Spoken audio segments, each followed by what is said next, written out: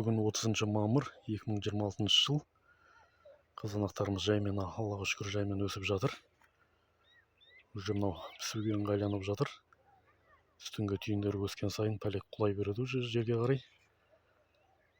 Бұл уже пісуге ыңғайланып жатыр. Түйіндері жаман емес, Аллаға шүкір. Арасында сарғайып қызарып жатқандар бар екен, бірең сараң.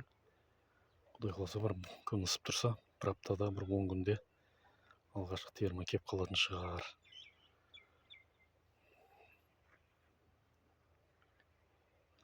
Былтырдан тура осы күні ауыз тиген екенбіз.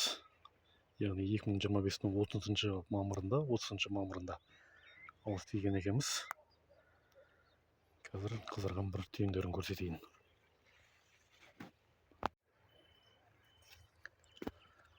Мына пәлектің жақсы өскені керек қой бізге. Өйткені бізде күн ыстық болады. Мынандай үстіндегі осындай түйіндерін күн ұрып кетпеу керек та. Мына ертең күн ұратын мысалға, пәлек жақсы жаппаса. Астында жүптір түйіндер жатыр, мына көрініп тұрған шығар өзі. Астында бәрі түйіндер. Сол үшін пәлектің жақсы өскені керек бізге. Уже жатып жатыр пәлектер.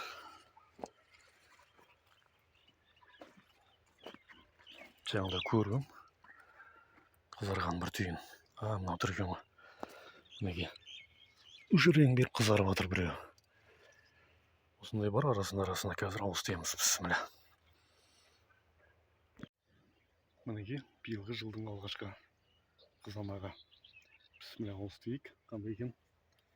Енді қанша дегенмен жердің қызанағына жетпейді ғой енді. Фолияда өскен аш алқапта. Бісміллә.